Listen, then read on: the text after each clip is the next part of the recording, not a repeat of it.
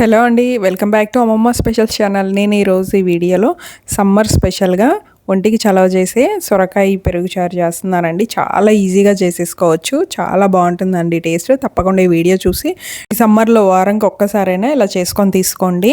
ఇప్పుడు లేతగా ఉన్న సొరకాయని తీసుకోండి, ఇలా చిన్న ముక్కలుగా కట్ చేసుకోండి. పైన ఉన్న తొక్కను తీసేసి ఇక్కడ చూపిస్తున్న విధంగా ఇలా 1 కప్పు సొరకాయ ముక్కలు తీసుకోండి, చిన్న పీసెస్గా కట్ చేసుకోండి. తీసుకొని ముందు వీటిని ఉడికించుకోవాలండి. ఒక బౌల్ తీసుకొని ఈ సొరకాయ ముక్కలు అందులో వేసుకొని 1 అరకప్పు వాటర్ అలా వేసుకోండి. కొద్దిగా పసుపు, సాల్ట్ వేసుకొని ఇవి కొంచెం మెత్తబడే వరకు ఉడికించుకోండి. ఈ సొరకాయ ఉడుకుతూ ఉంటుంది, ఇంతలోకి మనం పెరుగులోకి తాలింపు కూడా పెట్టుకుందామండి. ఇంకొక పక్క గ్యాస్ స్టవ్ ఆన్ చేసుకొని కడాయి పెట్టుకోండి. దాంట్లో ఒక 2 స్పూన్ల ఆయిల్ వేసుకోండి. వేసుకొని పోపు దినుసులు వేసుకోండి, అన్నీ కలిపి 1 స్పూన్ అలా వేసుకోండి. నేను ఇక్కడైతే శనగపప్పు, మినపప్పు, జీలకర్ర, ఆవాలు తీసుకున్నానండి.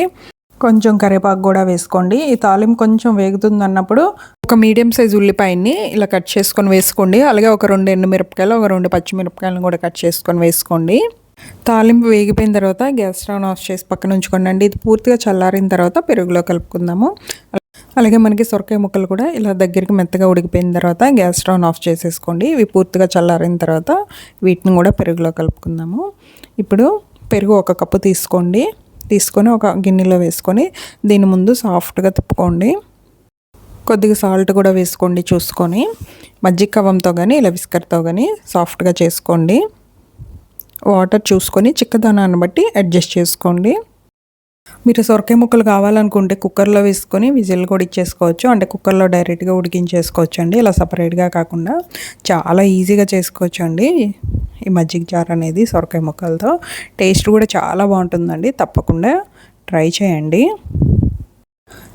ఇలా పెరుగుని సాఫ్ట్గా కలుపుకున్న తర్వాత ఇప్పుడు సొరకాయ ముక్కలు వేసేసుకోండి. వేసుకొని ఒకసారి కలిపిన తర్వాత తాలింపు కూడా వేసేసుకోండి.